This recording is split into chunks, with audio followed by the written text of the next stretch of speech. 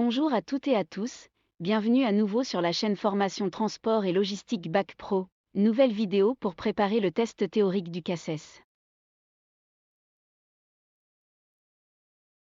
Lorsque je circule à vide sur la voie publique, il est préférable de retirer les fourches ou prendre une palette pour sécuriser mon chariot.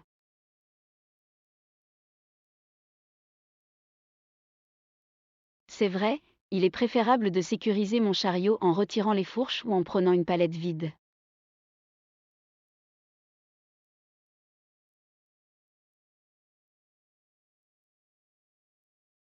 Le centre de gravité de cette charge hétérogène se trouve au point A.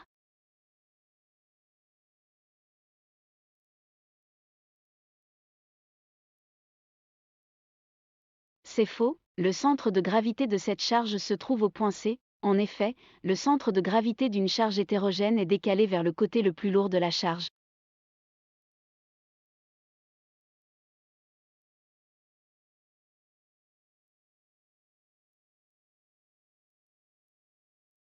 Une batterie de 48 volts comprend 12 éléments?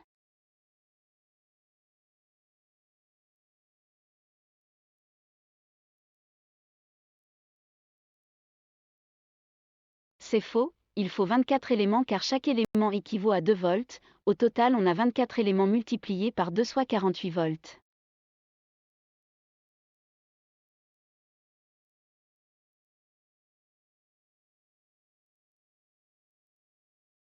Pour entrer ou sortir d'un entrepôt, le cariste doit klaxonner.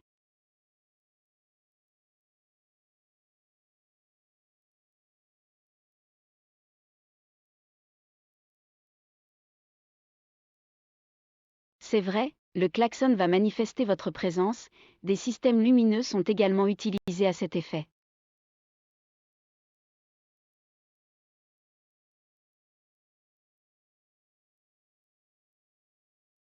Ce chariot fait partie de la catégorie 3?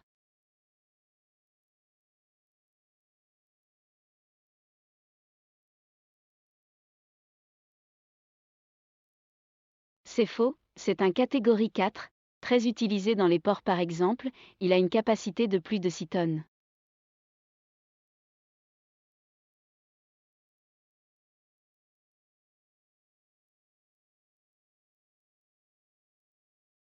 Tous les produits dangereux peuvent être stockés ensemble si le local est bien ventilé?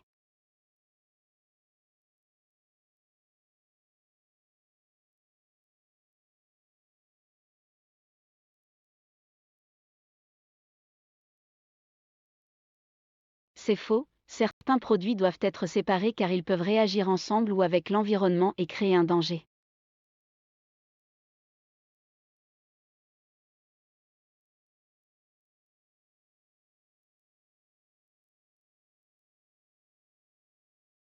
Avec une autorisation de conduite de catégorie 3, vous pouvez conduire un chariot de catégorie 1A?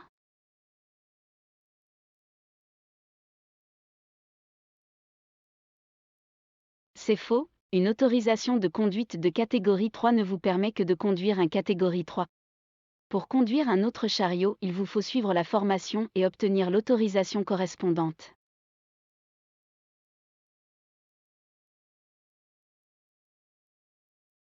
Si vous avez le CACES, le chef d'entreprise doit-il vous fournir une autorisation de conduite?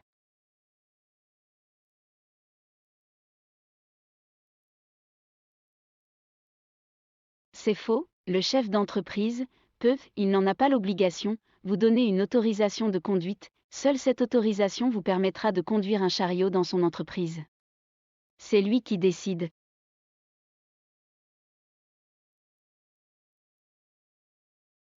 Un chariot de catégorie 1A en circulation doit avoir les fourches à 15 cm du sol, à l'arrêt les fourches doivent être à terre? C'est vrai, 15 cm pour éviter de casser la cheville d'un piéton. Le tibia est malheureusement préférable, il se répare mieux.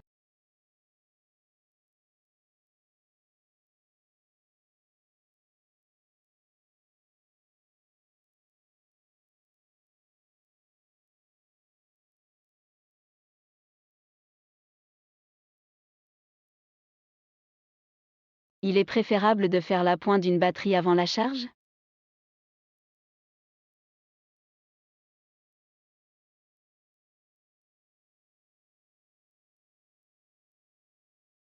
C'est faux, si vous faites l'appoint avant la mise en charge, le liquide va prendre du volume et déborder et endommager votre batterie.